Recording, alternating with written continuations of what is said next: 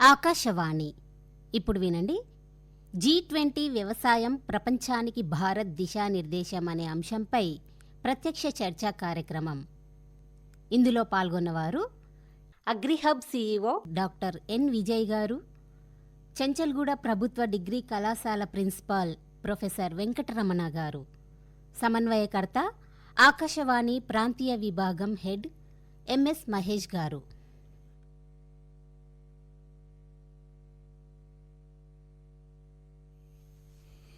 ప్రధానమంత్రి నరేంద్ర మోదీ గారి నాయకత్వంలో G20 అధ్యక్ష బాధ్యతలు చేపట్టిన భారత్ ప్రపంచ దేశాలకు మార్గదర్శకంగా నిలుస్తోంది. వసుదైక కుటుంబం స్ఫూర్తితో పనిచేసిన భారతదేశం ఒకే భూమి, ఒకే కుటుంబం, ఒకే భవిష్యత్తు అనే లక్ష్యంతో సమాజ హితం కోసం కృషి చేస్తుంది. భారత్ G20 అధ్యక్షతన జూన్ 15 నుంచి 17 వరకు 3 రోజుల పాటు హైదరాబాద్లో జరిగిన అగ్రికల్చర్ వర్కింగ్ గ్రూప్ సమావేశం విజయవంతంగా ముగిసింది. సుమారు 29 దేశాలు, పలువురు వ్యవసాయ నిపుణులు ఈ సమావేశంలో సమగ్రంగా చర్చించారు. ప్రపంచ దేశాల్లో సుస్థిర వ్యవసాయ పురోగతికి అవసరమైన ముఖ్యమైన జ్ఞానం, అనుభవం, సృజనాత్మకత, ఆలోచనలు పంచుకోవడానికి ఈ సమావేశం ఒక అద్భుతమైన వేదికగా నిలిచింది. అంతర్జాతీయ ఆర్థిక స్థిరత్వం, సుస్థిరమైన ఎదుగుదల లక్ష్యాలుగా వివిధ రాష్ట్రాల్లో ప్రతిష్టాత్మకంగా నిర్వహిస్తున్న G20 సమావేశాలు భారతీయులందరికీ కూడా ఎంతో గర్వకారణం. కోట్లాది మంది రైతులకు, కుటుంబాలకు జీవనోపాధిగా నిలుస్తున్న వ్యవసాయంపై భారత్ ప్రత్యేక దృష్టి సారిస్తుంది. G20 అధ్యక్ష హోదాలో వ్యవసాయ రంగం పురోభివృద్ధికి భారత్ చేసిన కృషి, ఇతర ప్రపంచ దేశాలు భారత్పై ఉంచిన గురుతర బాధ్యతను ప్రధానమంత్రి నరేంద్ర మోదీ చాకచక్యంగా నిర్వహిస్తున్నారు.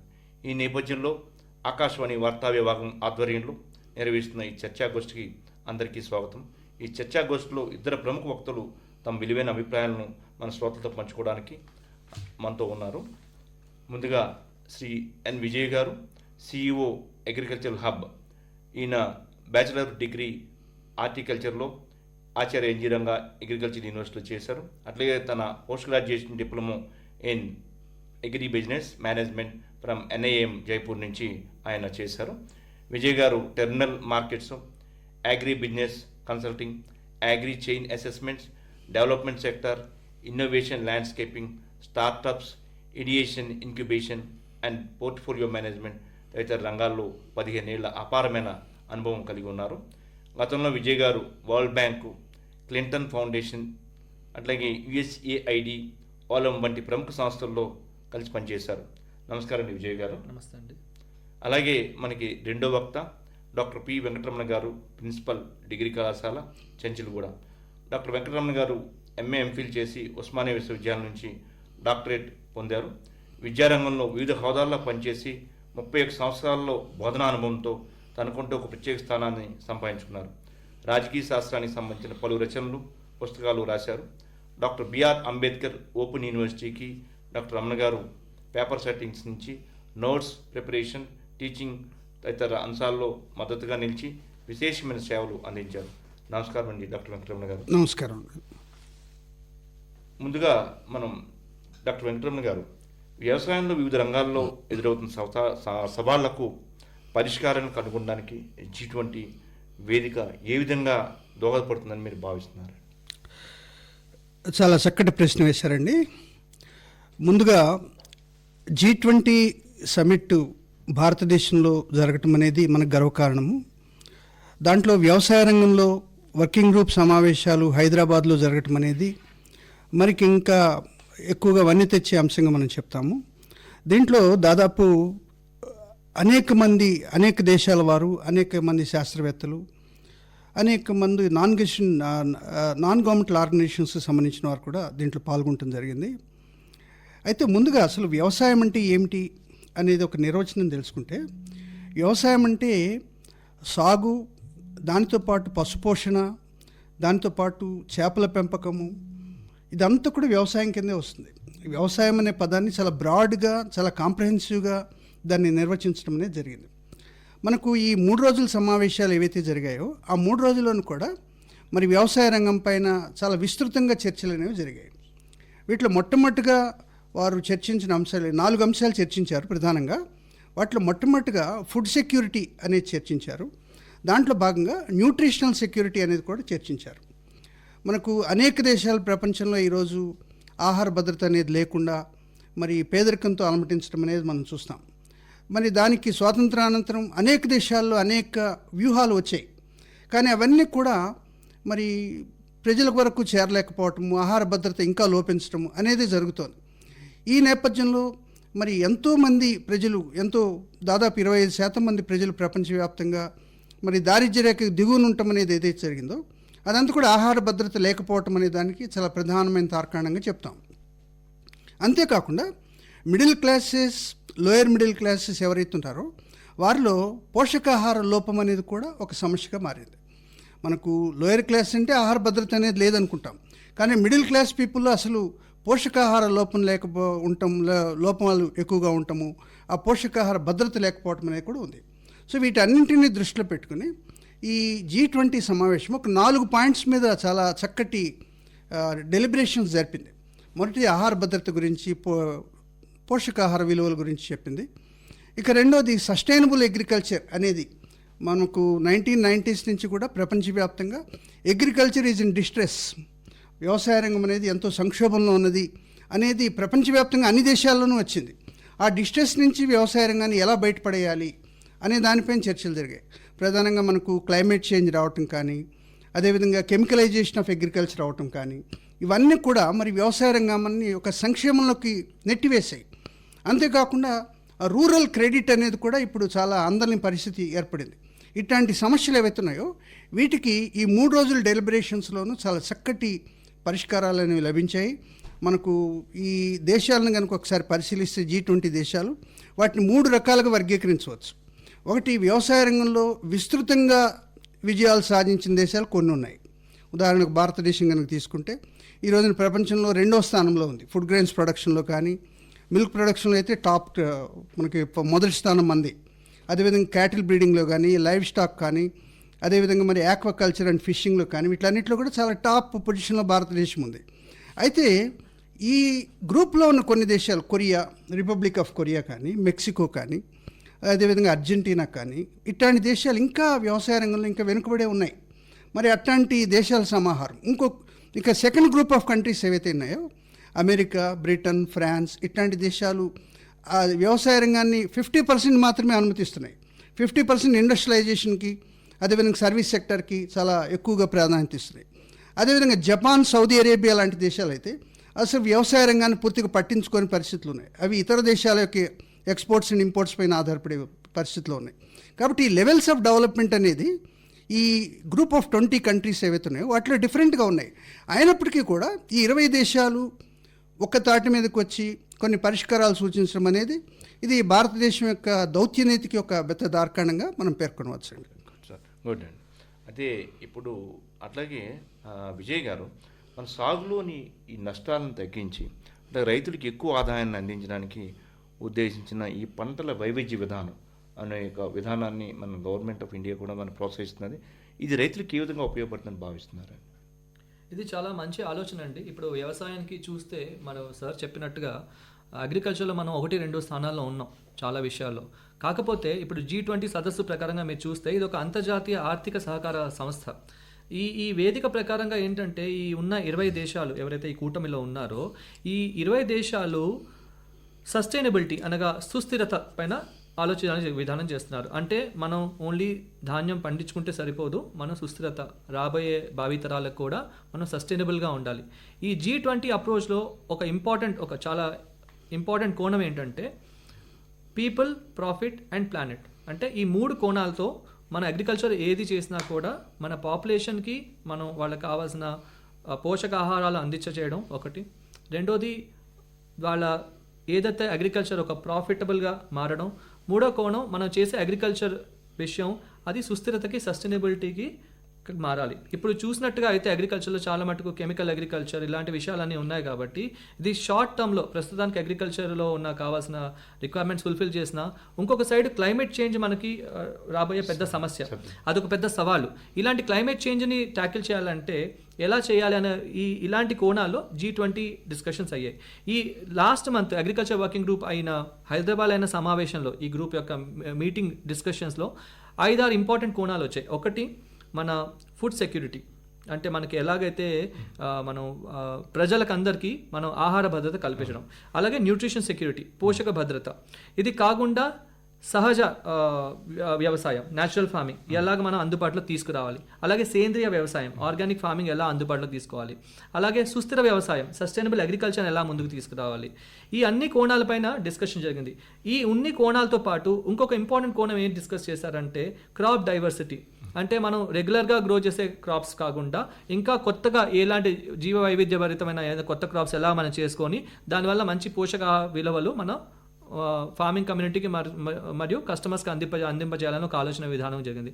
ఇప్పుడు ఈ సంవత్సరం 2023 ఆలోచించుకుంటే ఇది ఒక ఇంటర్నేషనల్ ఇయర్ ఆఫ్ మిల్లెట్స్. దాంట్లో మిల్లెట్స్కి, చిరుధాన్యాలకి చాలా పెద్ద పీట వేశారు. అంటే మన ఉన్న వాటిలోనే కాకుండా ఇలాంటి రైస్, వీటు ఇలాంటి క్రాప్స్ కాకుండా ఇలాంటి చిరుధాన్యాలు కూడా మనం పండించుకుంటే బాగుంటుంది. దానివల్ల ఆహార భద్రత, పోషక భద్రత కూడా పెరుగుతుందనే ఆలోచన విధానం పెరిగింది. దీని పైన ఫోకస్ ప్రకారంగా గవర్నమెంట్ ఆఫ్ ఇండియానే కాదు, గవర్నమెంట్ ఆఫ్ తెలంగాణ వాళ్ళు కూడా చాలా ప్రయత్నాలు చేస్తున్నారు. అంటే రైతులు కూడా ముందుకొచ్చి కొత్త సెట్ ఆఫ్ క్రాప్స్ని గ్రో చేయాలి వాళ్ళని విధంగా చాలా స్కీమ్స్, సబ్సిడీస్ వాళ్ళు ఇవ్వడం జరుగుతుంది. ఇది కాకుండా ఇప్పుడు ఇంకొక విషయం మీరు చూస్తే ఈ సస్టైనబిలిటీ ఏవైతే అంటున్నామో మన తీసుకురావడానికి కోసం డిజిటల్ అగ్రికల్చర్ని కూడా చాలా ఇంపార్టెంట్ విషయంగా అందరూ పరిగణిస్తున్నారు. ఇప్పుడు డిజిటల్ అగ్రికల్చర్గా మీరు ఆలోచిస్తే డిజిటల్ అగ్రికల్చర్లో చాలా వినూత్నమైన కొత్త టెక్నాలజీస్ వస్తున్నాయి. ఇప్పుడు మేము ఈ అగ్రి ఇన్నోవేషన్ హబ్ అనే ఏదైతే ఇంక్యుబేషన్ సెంటర్ ఉందో, ఈ ఇంక్యుబేషన్ సెంటర్ ప్రొఫెసర్ జయశంకర్ వ్యవసాయ విశ్వవిద్యాలయం వాళ్ళు 2020 సంవత్సరంలో స్థాపించారు. గత 3 సంవత్సరాలుగా తెలంగాణలో మరియు భారతదేశంలో హబ్ అనే ఇంక్యుబేషన్ సెంటర్, అంకుర సంస్థలు, నూతనమైన అగ్రికల్చర్ టెక్నాలజీస్, స్టూడెంట్ సెట్ చేసిన అంకుర సంస్థలు మరియు గ్రామీణ ప్రాంతాల్లో ఉన్న గ్రామీణ సంస్థలకు ప్రోత్సాహం కోసం ఒక హబ్ అండ్ స్పోక్ మోడల్ ద్వారా హైదరాబాద్లో వాటి కార్యకలాపాలు మొదలుపెట్టి హైదరాబాద్ నుంచి సుమారుగా ఒక 44 టెక్నాలజీ స్టార్టప్స్ని మేము చేయూతిస్తున్నాం. ఇది కాకుండా ఇప్పుడు రాబోయే టైంలో జగిత్యాల్, వరంగల్, తాండూర్ తెలంగాణలో అగ్రికల్చర్ మరియు ఫుడ్ ప్రాసెసింగ్ ఇంక్యుబేటర్స్ ద్వారా గ్రామాల్లో ఉన్న యువత, మహిళలు, grass root innovators, self help groups, ఎవరైనా వాళ్ళ రూరల్ గ్రామీణ కంపెనీస్ ఏదైనా వాళ్ళు వెంచర్ స్టార్ట్ చేయాలంటే వాళ్ళకి ప్రోత్సాహం ఇవ్వడం జరుగుతుంది. సో కొత్త స్టార్ట్అప్స్ అందరికీ మీరు కొత్త స్టార్టప్స్ ప్రోత్సాహం ఇస్తున్నాం. సో ఇక్కడ హబ్ అనే ఇంక్యుబేషన్ సెంటర్ ద్వారా వినూత్నమైన ఐడియాస్, ఫర్ ఎగ్జాంపుల్ ఒక ఉదాహరణకు మాట్లాడుకుంటే ఇప్పుడు డ్రోన్స్ అనుకుందాం.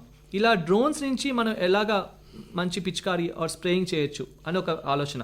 ఎందుకు డ్రోన్ స్ప్రేయింగ్ కావాలి అంటే ఇప్పుడు లేబర్స్ అవైలబిలిటీ రైతులకు ఇష్యూ ఉంది, గ్రౌండ్లో లేబర్స్ ఇష్యూ ఉన్నప్పుడు మనం ఎలాగ డ్రోన్స్ పిచికారీ తీసుకురావచ్చు. ఇప్పుడు హబ్ చేసిన ప్రయత్నంలో ఇలాంటి కొత్త కొత్త టెక్నాలజీ కంపెనీస్ని, ఇలాంటి కొత్త కొత్త అంకుర సంస్థలను తీసుకొచ్చి వాళ్ళ ద్వారా టెక్నాలజీ పైలట్స్ మేము ప్రొఫెసర్ జయశంకర్ యూనివర్సిటీ ద్వారా నిర్వహిస్తున్నాం. ఇప్పుడు ఈ డ్రోన్ టెక్నాలజీస్ ఎలాగ మనం వ్యాలిడేట్ చేసి, ఎలాగ దాన్ని టెస్ట్ చేసి ఇది రైతులకు ఎంతవరకు అందుబాటులో వస్తుందని చూసాం. ఈ టెస్టింగ్ ద్వారా చేశాక ఏం నిర్ధారించారంటే సుమారుగా 20-30% వరకు నీళ్లు మరియు పెస్టిసైడ్స్ ద్రావం దాని యొక్క యూటిలైజేషన్ తగ్గుతుంది అని ఎస్టాబ్లిష్ చేస్తారు సైంటిస్ట్. ఇప్పుడు మనం అలా ఉండగా మళ్ళీ ఆ సబ్జెక్ట్కి వద్దామండి. ఇప్పుడు కేంద్ర ప్రభుత్వం సేంద్రీయ వ్యవసాయం, మన విజయ్ గారు కూడా చెప్పారు, సేంద్రీయ వ్యవసాయం మీద ఎక్కువగా ప్రభుత్వం అనేది కాన్సన్ట్రేట్ చేసి రైతులకి ఈ సాంకేతికతను వాళ్ళకి అందించాలి, సైంటిస్టుల ద్వారా చేయాలి అని ఒక ఆలోచన ఉంది. అయితే ఈ సేంద్రీయ వ్యవసాయం కోసం ఇప్పటిదాకా సుమారుగా 1500 కోట్ల రూపాయలు మన కేంద్ర ప్రభుత్వం ఖర్చు చేసిందండి. అయితే ఈ సేంద్రీయ వ్యవసాయ విధానం ప్రోత్సాహకానికి ఇంకేం చర్యలు చేసుకుంటే బాగుంటుంది అనుకుంటున్నారు? దీని ఉపయోగాలు యాక్చువల్లీ భారతదేశానికి స్వాతంత్రం వచ్చిన వెంటనే ఫస్ట్ 5-year ప్లాన్లో అగ్రికల్చర్కి బాగా ప్రాధాన్యత ఇవ్వడం జరిగింది. ఆ తర్వాత ప్రొడక్టివిటీ పెంచాలి, ఉత్పాదకత పెంచాలి, వ్యవసాయ రంగంలో రైతులకు ఆదాయం ఎక్కువ చేయాలి, అదేవిధంగా క్వాలిటీ అగ్రికల్చర్ ఉండాలి అనే దాని గురించి చక్కటి చర్చ అనేది జరిగింది. అయితే మనకు 1960s, 1970sకి వచ్చేటప్పటికి పేదరికం ఇంకా పెరిగిపోతుందే కానీ వ్యవసాయ రంగంలో మనకి సరిపోయిన జనాభా పెరుగుదలకు సరిపోయిన ఆహార ధాన్యాలు ఉత్పత్తి కాలేని పరిస్థితి ఉన్నది. దాంతో గ్రీన్ రెవల్యూషన్ టెక్నాలజీ అనేది వచ్చింది. దాన్నే national agrarian strategy, new agrarian strategy అంటాము. అయితే ఆ స్ట్రాటజీ ద్వారా హైబ్రిడైజేషన్ వచ్చింది, మెకనైజేషన్ వచ్చింది, అదేవిధంగా మరి కెమికలైజేషన్ వచ్చింది, ఇవన్నీ వచ్చాయి. ఇవన్నీ కూడా ఉత్పత్తిని బాగా విస్తృతంగా పెంచాయి. ఉత్పత్తిని భారతదేశంలో విస్తృతంగా పెంచాయి. వాస్తవానికి భారతదేశానికి స్వాతంత్రం వచ్చినప్పుడు భారతదేశంలో ఆహార ధాన్యాల ఉత్పత్తి అనేది దాదాపు 60-70 మిలియన్ టన్నులు ఉండేది. ఈరోజు దాదాపు 330 టన్నులకు వచ్చింది. అంటే దాదాపు 6 times పెరగటం అనేది జరిగింది. Partly it is due to agricultural revolution, green revolution చెప్తాం. అయితే గ్రీన్ రెవల్యూషన్ వల్ల కొన్ని ఇల్ ఎఫెక్ట్స్ కూడా వచ్చాయి. కొన్ని దుష్పరిణామాలు వచ్చాయి. దాంట్లో మొట్టమొదటిది ఏంటంటే కెమికల్స్ అండ్ పెస్టిలైజర్స్ వాడటం అనేది చాలా విస్తృతంగా వచ్చింది. దాంతో భూసారాన్ని కోల్పోవటం, దాంతో చాలామంది రైతులు ఒకే ఒక్క పంటకి పరిమితం కావటము, దాంతో ఉత్పాదకత తగ్గిపోవటము, over a period of time భూమిలో సారం తగ్గిపోవటము, ఎడారీకరణ జరగటము, గ్రౌండ్ వాటర్ టేబుల్స్ తగ్గిపోవటం, ఇట్లాంటి కొన్ని దుష్పరిణామాలు జరిగాయి. దాంతో ఇప్పుడు మనకి ఏదైతే నరేంద్ర మోడీ గారి సర్కారు వచ్చిందో వాళ్ళు గ్రహించి మనం ఆ ఎఫెక్ట్స్ని మనం కొంత కౌంటర్ చేయాలి అనే ఉద్దేశంతో ఆర్గానిక్ ఫార్మింగ్ అనేది తీసుకురావడం. ఈ ఆర్గానిక్ ఫార్మింగ్లో భాగంగా సేంద్రియ ఎరువులు వాడాలి, కెమికల్స్ అండ్ ఫెర్టిలైజర్స్ని మరి తగ్గించాలి అని చెప్పటము, ఇదంతా కూడా ఒక మార్గంగా చెప్పింది. అయితే భారతదేశంలో ముందు నుంచి కూడా అగ్రికల్చర్ సెక్టార్కి సబ్సిడీలు ఇవ్వటం అనేది కూడా జరిగేది. అయితే WTO ఎప్పుడైతే అమల్లోకి వచ్చిందో దాంతో సబ్సిడీలు శాతం అనేది కొద్దిగా తగ్గింది. దాంతో పర్టికులర్గా ఈ కెమికల్స్ అండ్ ఫెర్టిలైజర్స్ ధరలు పెరగటం అనేది జరిగింది. దాంతో వ్యవసాయ రంగంలో పెట్టుబడి పెరిగింది. ఆ పెట్టుబడిని సన్నకారు రైతులు కానీ, మధ్యతరగతి రైతులు కానీ, చిన్నకారు రైతులు కానీ అసలు తట్టుకోలేని పరిస్థితికి వెళ్ళిపోయి వారందరూ కూడా భూములు అమ్మేసి నగరాలకు వలస రావటం అనేది కూడా జరిగింది. దాన్ని పాపరైజేషన్ అని కూడా చెప్తాం. అంటే తాను అమ్ముకున్న భూమిలో తానే కూలీగా మారిపోవటం అనేది కూడా కొన్ని ప్రాంతాల్లో జరిగింది. మరి ఇట్లాంటి సమస్యలన్నిటికీ కూడా ఫుల్ స్టాప్ పెట్టాలంటే మరి సేంద్రీయ వ్యవసాయం అనేది తప్పనిసరిగా ఉండాలి. దీంట్లో మరి భూమి తిరిగి సారాన్ని తిరిగి పొందాలి, ఆ భూసారం అనేది మళ్ళీ పునరుత్పత్తి జరగాలి అనే ఉద్దేశంతో తీసుకురావడం జరిగింది. దీంతో పాటే కేంద్ర ప్రభుత్వం ఒక జాతీయ ఫసల్ బీమా పథకం అనేది ఒకటి తీసుకొచ్చింది. అట్లాగే నేషనల్ అగ్రికల్చర్ మిషన్ అనేది ఒకటి తీసుకొచ్చింది. ఇవన్నీ కూడా వీటి ద్వారా రైతుల్ని కెమికల్స్ అండ్ ఫెర్టిలైజర్స్కి దూరంగా ఉంచడం కోసం, సేంద్రీయ వ్యవసాయాన్ని బాగా అనుమతించడం కోసం జరిగింది. అయితే దీనిపైన ఇంకా అవగాహన ప్రజల్లో కలగాలి. ఇప్పటికీ కూడా ప్రజలు ఉత్పత్తిపైనే దృష్టి పెట్టారు కానీ ఆ క్వాలిటీ ఆఫ్ ప్రొడక్షన్ మీద, మళ్ళీ కెమికలైజేషన్ ఆఫ్ ప్రొడక్షన్ మీద ఎక్కువగా ఎవరు దాన్ని కాన్సన్ట్రేట్ చేయట్లేదు. దాని మీద మరింత అవగాహన కల్పించే దిశగా ఇంకా ఏర్పాట్లు చేయాల్సిన అవసరం అనేది ఉంటుంది. ఓకే, ధన్యవాదాలు. అట్లాగే విజయ్ గారు, ఇప్పుడు వ్యవసాయ రంగం ముఖ చిత్రాన్ని మార్చడానికి ఆధునిక సాంకేతికత, అలాగే అభివృద్ధి చెందుతున్న సాంకేతికతలు ముఖ్య భూమిక అనేది పోషిస్తున్నాయి. అవునండి. అట్లాగే ఈ డ్రోన్ టెక్నాలజీ, నేల స్పెన్సర్లు, అలాగే ఈ ట్రేలబిలిటీ అనేది ట్రాక్ చేయడానికి కొంత సాంకేతిక పరిజ్ఞానం, ఇవన్నీ కూడా యూజ్ చేస్తున్నారు. అయితే ఈ టెక్నాలజీ పరిజ్ఞానం ఏ విధంగా వ్యవసాయ రంగాభివృద్ధికి తోడ్పడుతుందని మీరు భావిస్తున్నారు? ఇప్పుడు మన భారతదేశం గ్రీన్ రెవల్యూషన్ పరంగా అభివృద్ధి చెందింది. చాలా వరకు ప్రొడక్షన్లో చాలా స్టేట్ అగ్రికల్చర్ యూనివర్సిటీస్, సుమారుగా 78 స్టేట్ అగ్రికల్చర్ యూనివర్సిటీస్ ఇండియాలో చాలా వరకు రీసెర్చ్ చేసి కొత్త వంగడాలు, హైబ్రిడ్స్ చాలా రీసెర్చ్ చేశారు. ఆ వాస్తవం వల్లనే మన దేశం ముందుకు వెళ్ళి ఇప్పుడు ప్రొడక్షన్ మంచి చేయగలిగింది. కాకపోతే క్లైమేట్ చేంజ్, ఇలాంటి వాతావరణంలో ఉన్న మార్పులు, ఇలాంటి సమస్యలు రైతులకు ఎన్నో ఇష్యూస్ వచ్చినాయి. మన 2 ఏళ్ల క్రితం కూడా ఫాల్ ఆర్మీ వార్మ్ అని విన్నాం మధ్యలో మొక్కజొన్నలు. అలా చాలా రకరకాల కొత్త సమస్యలు, కొత్త వినని సమస్యలు వస్తున్నాయి. ఈ డిజిటల్ అగ్రికల్చర్ అనేది ఒక కొత్త విధానం. మన గ్రీన్ రివల్యూషన్ ఎలా అయితే 30 ఏళ్ళ 40 ఏళ్ల క్రితం ఈ దేశాన్ని ఒక కొత్త బాటలో పెట్టిందో, అలాగే డిజిటల్ అగ్రికల్చర్ అనేది దేశాన్ని ఇంకో కొత్త బాటలో పెట్టబోతుంది. ఇప్పుడు డిజిటల్ అగ్రికల్చర్ పరంగా మీరు ఆలోచిస్తే సుమారుగా 3000 వినూత్నమైన సంస్థలు, ఈ స్టార్టప్లు ఏవైతే అంటారో అంకుర సంస్థలు, వాళ్ళు రకరకాల టెక్నాలజీస్ని మార్కెట్లోకి తీసుకొస్తున్నారు. స్టార్టప్ ఇండియా మొదలయ్యాక సుమారుగా 1,00,000 స్టార్టప్స్ అన్ని క్షేత్రాల్లో ఉండగా ఈ 3,000 వ్యవసాయ క్షేత్రంలో అంకుర సంస్థలు ఏవైతే ఉన్నాయో వాళ్ళు ఈ వినూత్నమైన టెక్నాలజీస్ని రైతులకు అందుబాటులో తీసుకోవడానికి ప్రయత్నిస్తున్నారు. ఈ అంకుర సంస్థలని రైతులకి అందుబాటులో తీసుకెళ్లడానికి మా లాంటి ఇంక్యుబేషన్ సెంటర్స్, యాగబ్ లాంటివి, ఈ యాగబ్ లాంటి ఇంక్యుబేషన్ సెంటర్స్ అగ్రికల్చర్ యూనివర్సిటీస్లో ఒక భాగం మూలాన మేము ఇలాంటి అంకుర సంస్థలకి టెక్నాలజీ సపోర్ట్ కానీ, పైలట్ సపోర్ట్ కానీ ఇచ్చి మార్కెట్లో తీసుకెళ్ళడం జరుగుతుంది. ఇప్పుడు ఎలాంటి టెక్నాలజీస్ మార్కెట్లో ఉన్నాయనే విశ్లేషణకు వస్తే డ్రోన్ టెక్నాలజీస్ ద్వారా పిచికారీ మరియు ఇమేజింగ్ చేసి దాంట్లో చీడపీడలు ఏవైతే ఉన్నాయో క్రాప్స్లో అలాంటివి కనుక్కోవడం జరుగుతుంది. ఇంకో రకంగా చూస్తే IoTs, సెన్సర్స్ ద్వారా ఇరిగేషన్ క్షేత్రంలో మనం ఎలా ముందుకెళ్ళొచ్చు అని కొన్ని స్టార్టప్స్ ఉన్నాయి. కొన్ని స్టార్టప్స్ మార్కెట్ లింకేజ్, రైతులకి మార్కెట్స్తో కనెక్ట్ చేయడానికి, అర్బన్ కస్టమర్స్కి ఆర్గానిక్ ఫుడ్ అలాంటివి సప్లై చేయడానికి అలాంటి స్టార్టప్స్ ఉన్నాయి. కొన్ని స్టార్టప్స్ అగ్రో ఫోటో వోల్టాయిక్స్ అని, సోలార్ ఫార్మింగ్, మనం ఏవైతే సోలార్ సెల్స్ ఉంటాయో వాటిని అగ్రికల్చర్ తీసుకురావడానికి ప్రయత్నిస్తున్నారు. కొంతమంది రైతులు కోసం small scale equipments, paddy transplanters అని, వ్యవసాయంలో వంగడాల కోసం అని కొత్త కొత్త టెక్నాలజీస్. అలాగే బ్లాక్ చైన్ టెక్నాలజీస్ ద్వారా ట్రేసబిలిటీ, అంటే రైతుని మార్కెట్తో అనుసంధానం చేయడానికి ఈ ట్రేసబిలిటీ బ్లాక్ చైన్ టెక్నాలజీస్ వస్తున్నాయి.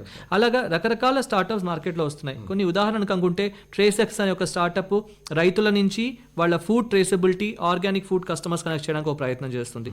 అలాగే సేమ్ ట్రేసెక్స్ అనే స్టార్టప్ ఒక రైతులు కొనే విత్తనాలు ఏవైతే ఉన్నాయో కరెక్ట్ విత్తనం అవునా కాదా, నకిలీ విత్తనమా అని కనుక్కోవడానికి, స్పూరియస్ సీడ్ని కనుక్కోవడానికి బ్లాక్ చైన్ ట్రేసబిలిటీ ప్లాట్ఫామ్ తయారు చేస్తారు. సో రైతులకు 2 రకాల లాభం, వాళ్ళు మార్కెట్ నుంచి కస్టమర్స్కి కనెక్ట్ అవ్వగలరు, అలాగే రైతులు మంచి సీడ్ అవునా కాదా అని నిర్ధారించుకోగలరు.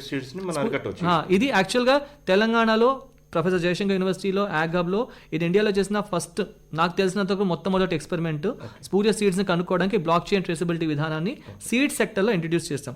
అండ్ దట్ టు తెలంగాణ అనేది ఒక సీడ్ బౌల్ ఆఫ్ ఇండియా కాబట్టి ఇక్కడ సీడ్ ప్రొడక్షన్ చాలా వరకు అవుతుంది కాబట్టి తెలంగాణ ఇలాంటి టెక్నాలజీస్ చేయడం వల్ల ఇండస్ట్రీకి లాభమే, రైతులకి లాభమే. ఇంకో రకంగా చూస్తే ఇలాంటి డ్రోన్ స్టార్టప్స్, యాగ్ హబ్లో ఉన్న మరుత్, థానోస్ అనే స్టార్టప్స్ డ్రోన్తో ఎన్నో కొత్త రకాల అప్లికేషన్స్ తయారు చేస్తున్నారు. ఈ మరుత్ అనే స్టార్టప్ డ్రోన్ ద్వారా స్ప్రేయింగే కాదు, ఇమేజింగే కాదు, పాలినేషన్ అని, ట్రాన్స్ప్లాంటేషన్ అని, సీడ్ బాంబింగ్ అని రకరకాల అప్లికేషన్సే తయారు చేశారు. అలాగే ఆర్గానిక్ ఫుడ్ కంపెనీస్ ఉన్నాయి, గ్రీన్ తత్వ అని, వాళ్ళు రైతులు ఎవరైతే ఆర్గానిక్ అండ్ సస్టైనబిలిటీ పైన వర్క్ చేస్తున్నారు వాళ్ళ నుంచి వీళ్ళు తీసుకొని వాళ్ళు మార్కెట్లో అందుబాటులోకి తీసుకొస్తున్నారు. అలాగే కొన్ని స్టార్టప్స్ ఏమో గ్రేడింగ్, కొత్త డిజిటల్ టెక్నాలజీస్ని గ్రేడింగ్ చేసుకొని మార్కెట్ లింకేజ్ చేస్తున్నారు. సో ఇవన్నీ టెక్నాలజీస్ చేయడం వల్ల ఏంటంటే రైతులకి ఒకటి ఇన్ఫర్మేషన్, అంటే రైట్ టైంలో రైట్ డెసిషన్ తీసుకోవడానికి మంచి ఇన్ఫర్మేషన్ టైంకి అందుబాటులో ఉంటుంది. అండ్ ఇప్పుడు చూస్తే మీరు పల్లెటూళ్ళలో, విలేజెస్లో చూస్తే రైతుల దగ్గర స్మార్ట్ ఫోన్స్ ఉన్నాయి, వాళ్ళ దగ్గర ఇంటర్నెట్ ఉంది, వాళ్ళకున్న ఇంటర్నెట్ బట్టి వాళ్ళ యూట్యూబ్ అనో, వాట్సాప్ అనో, ఇలాంటి చిన్న ఎక్స్టెన్షన్ యాప్ అను వాటి ద్వారా అడ్వైజరీ పొంది కొత్తగా ఏం చీడపీడలు ఉన్నాయి, కొత్తగా ఏం చేయొచ్చు అని వాళ్ళు మార్కెట్స్కి కనెక్ట్ అయ్యి, యూనివర్సిటీస్ కనెక్ట్ అయ్యి, ఈ స్టార్టప్స్ ద్వారా వాళ్ళు ఇన్ఫర్మేషన్ని కానీ, మార్కెట్ యాక్సెస్ కానీ కొత్త విషయాలు చేయొచ్చు. ఇంకొక ఉదాహరణ తీసుకుంటే ఇప్పుడు కలుపు తీయడానికి రోబోటిక్ యంత్రాలు వచ్చాయి. ఫార్మ్ సాతి అనే ఒక స్టార్టప్ రోబోటిక్ యంత్రం ద్వారా అటానమస్గా మ్యాన్ పవర్ లేకుండా ఈ రోబోటిక్ యంత్రం ద్వారా కాస్ట్ ఎఫెక్టివ్. ఇప్పుడు కాస్ట్ ఎఫెక్టివ్ పరంగా చూడాలంటే ఒక ఇంపార్టెంట్ కోణం అండి, రైతులు అన్నీ కొనాల్సిన అవసరం లేదు. ఇంతకుముందు ఏంటంటే ఒక రైతు ఒక విత్తనం కానీ, ఫర్టిలైజర్ కానీ, పెస్టిసైడ్ కానీ కొనాల్సి వచ్చేది. ఇప్పుడు ఈ డిజిటల్ టెక్నాలజీస్ కాబట్టి కొన్ని టెక్నాలజీస్ అమ్మకానికి ఉన్నాయి, ప్రోడక్ట్ సేల్ లాగా ఉన్నాయి, కొన్ని టెక్నాలజీస్ సర్వీస్ రూపంలో వాళ్ళు అందజేస్తారు. ఫర్ ఎగ్జాంపుల్ ఈ రోబోటిక్ వీడర్ ఉంది, నేను ఇప్పుడు రైతుని, నేను ఈ రోబోటిక్ వీడర్ని నేను తీసుకోవాలి, నేను కొనలేనప్పుడు నేను నెలకు ఇంతో, సంవత్సరానికి ఇంతో అని వాళ్ళతో మాట్లాడుకుంటే సబ్స్క్రిప్షన్ మోడల్లో లేకపోతే సర్వీస్ మోడల్లో నేను వాళ్ళు ఇచ్చిన సర్వీస్కి సర్వీస్ పరంగా పే చేయడం. ఇప్పుడు విజయ్ గారు టెక్నాలజీ ఎంత కీలకమైన పాత్ర పోషిస్తుంది వ్యవసాయ రంగం పురోభివృద్ధికి అనేది చక్కగా వివరించారు. అట్లాగే ఇప్పుడు మనకి ఎందుకంటే ఇంకా సవాళ్ళు రైతులకి ఎదురవుతున్నాయి, వాతావరణ మార్పులు, అట్లాగే మన విద్యుత్, పునరుత్పాదక ఇంధనం వంటి అంశాల్లో ఇంకా ఎటువంటి పరిష్కారాలు చూపిస్తే బాగుంటుంది అనుకుంటున్నారు? వాస్తవానికి వాతావరణ మార్పులు అనేది ఇది కూడా 1990s నుంచే ఎక్కువగా మనకు కనిపిస్తుంది. ఏంటంటే ఎల్నినో ఎఫెక్ట్ అని, ఎల్వినో ఎఫెక్ట్ అని, ఇట్లాంటి 2 ఎఫెక్ట్స్ రావటం అనేది వాతావరణ మార్పులకు కూడా ఎంతో కారణంగా మనం చెప్తాం. అయితే ఈ వాతావరణ మార్పుల ఫలితంగా అనేక ప్రభావాలు వచ్చాయి. ఒకటి ఏంటంటే వర్షాలు ఎప్పుడు పడతాయో తెలియని పరిస్థితి ఏర్పడింది. మాన్సూన్ అనేది దాని టైమింగ్స్ అనేవి చేంజ్ అయ్యాయి. ఇదివరకు మనకు జూన్ ఫస్ట్ వీక్లో ఆర్ మే లాస్ట్ వీక్లో వర్షాలు ప్రారంభమయ్యేవి, దాదాపు ఆగస్ట్ సెప్టెంబర్ వరకు వర్షాలు వచ్చేవి. దాంతో మనకు వ్యవసాయ రంగం అనేది బాగా ఒక ఉత్తేజంగా ఉండేది. కానీ ఇప్పుడు అసలు జూలై నెల అయిపోతున్నా కానీ ఆగస్టు నెలలో కూడా వర్షాలు రాని పరిస్థితి ఉంది. సో ఇది వాతావరణ మార్పులకి ఒక ఇదిగా చెప్తాను. దీనికి కారణం ఏంటంటే అనేక దేశాల్లో ఈ కర్బన ఉద్గారాలు ఎక్కువయ్యాయి, కర్బన్ ఎమిషన్స్ అంటాము. ఈ ఎమిషన్స్ అనేవి తగ్గించుకోవాలి అని ఒక అగ్రిమెంట్ జరిగింది, ప్యారిస్ అగ్రిమెంట్ అనేది. ఆ ప్యారిస్ అగ్రిమెంట్ 2016 సంవత్సరం జరిగినప్పటికీ కూడా అమెరికా వంటి దేశాలు దానికి ఉల్లంఘించి అసలు నేను చేయాల్సిన అవసరమే లేదంటూ బయటకు వెళ్ళిపోవడం జరిగింది. అయితే ఈ G20 సమావేశము మళ్ళీ అమెరికా దీంట్లో కూడా సభ్యులుగా ఉంది. దీంట్లో మళ్ళీ కర్బన ఉద్గారాలను తగ్గించాల్సిన అవసరము, 2030 సంవత్సరం నాటికి జీరో కార్బన్ ఎమిషన్స్ ఉండాలి అన్న అగ్రిమెంట్ని, ఏదైతే ప్యారిస్ అగ్రిమెంట్ ఉందో దాన్ని అమెరికా కూడా గౌరవించే పరిస్థితికి ఈ G20 తీసుకొచ్చింది. అది ఒక గొప్ప విజయంగా చెప్తాం. ఇక రెండోది ఏంటంటే గ్రీన్ టెక్నాలజీస్ ఉండాలి. అంటే మనకు టెక్నాలజీ ఏదైతే ఉందో అది మనకు పునరుత్పాదక టెక్నాలజీ ఉండాలి. అంటే మనకు సాంప్రదాయ వనరులు ఏవైతే ఉన్నాయో అవి మన కర్బనానికి ఎక్కువ దారితీస్తాయి కాబట్టి పునరుత్పాదక వనరులు ఉండాలని చెప్పి ఇక్కడ వాటికి కూడా ఎక్కువగా ఉంది. అయితే ఇక్కడ గవర్నమెంట్ ఫ్రీ పవర్ ఇవ్వటం అనేది ఏదైతే ఉందో అది కూడా కొంత కర్బన ఉద్గారాలకు కారణమవుతోంది అనే క్రిటిసిజం ఉంది. ఇవన్నీ కూడా ఇంకా బాగా డెలిబరేషన్ జరగాల్సిన పరిస్థితిలో ఉంటాయి.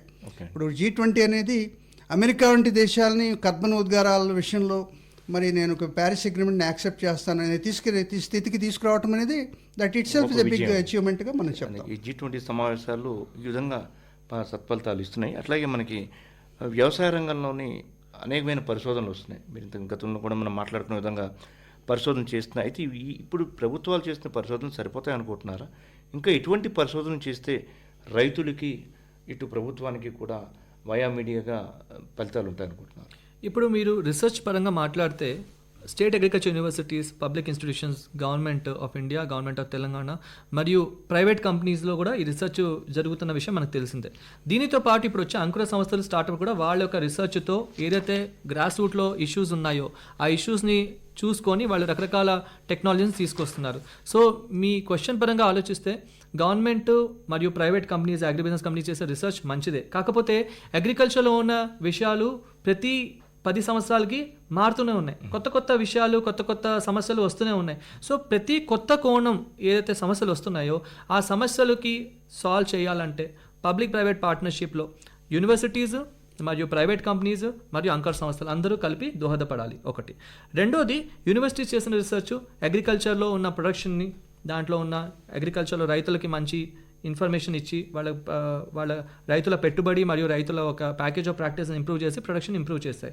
అలాగే అగ్రి బిజినెస్ కంపెనీస్ మంచి అగ్రి ఇన్పుట్స్ని వాళ్ళు రైతులకు అందించడానికి ప్రయత్నించారు. ఇప్పుడు అగ్రిటెక్ కంపెనీస్ అన్ని టెక్నాలజీస్ ద్వారా ఇన్ఫర్మేషన్ ఎందుకు ఇంపార్టెంట్ ఇవాళ అంటే ఆ ఇన్ఫర్మేషన్ బట్టి రైతు డెసిషన్ తీసుకోగలడు. ఫర్ ఎగ్జాంపుల్, నేను ఒకవేళ ఒక చిన్న యాప్ ద్వారా ఇవాళ వర్షం పడుతుందో లేదో తెలుసుకున్నాను, అడ్వైజరీ తీసుకున్నాను ఎక్స్టెన్షన్ యాప్ ద్వారా, నాకు టైంకి వర్షం పడుతుందో లేదో తెలుస్తుంది, నేను చిల్లి ఎండబెట్టాలో లేదో డెసిషన్ తీసుకోగలను. అలాగే ఇన్ఫర్మేషన్ ఇవాళ చాలా ఇంపార్టెంట్. సో ఇప్పటివరకు చేసింది ఇంపార్టెంటే, మంచిదే.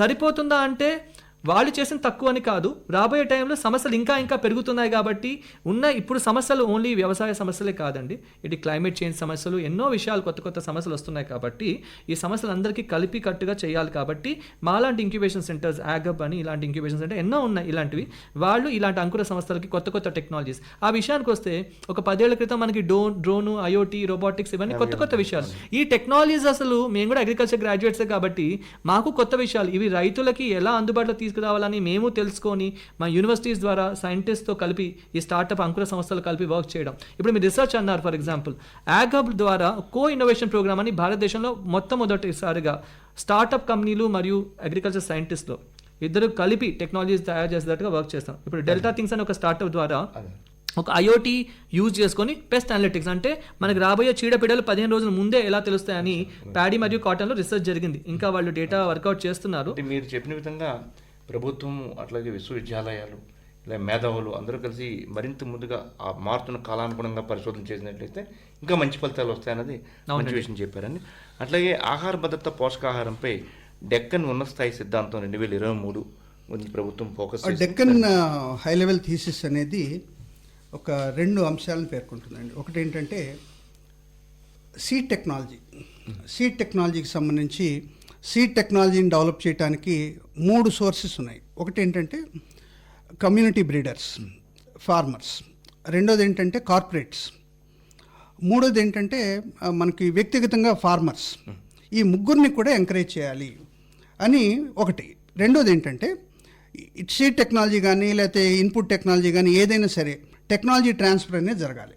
టెక్నాలజీ ట్రాన్స్ఫర్ అనేది కంట్రీస్ మధ్యలో కనుక జరిగితే కనుక ఇది మరి అగ్రికల్చర్ అనేది మరి ప్రపంచవ్యాప్తంగా అన్ని దేశాల్లోనూ కూడా ఒక లాభదాయకమైన పరిశ్రమగా మారుతుంది అనేది దీంట్లో ఒక అంశం. అట్లాగే ఈ సీడ్ టెక్నాలజీకి సంబంధించి మా భారతదేశం లాంటి దేశాలు అయితే ప్లాంట్ బ్రీడర్ రైట్స్ కానీ లేకపోతే ఫార్మర్స్ రైట్స్ కానీ దీని మీద యాక్ట్స్ కూడా తీసుకురావటం అనేది జరిగింది. సో అట్లా మనకు అనేక చట్టాలు అనేవి తీసుకొచ్చారు భారతదేశం లాంటి దేశాల్లో.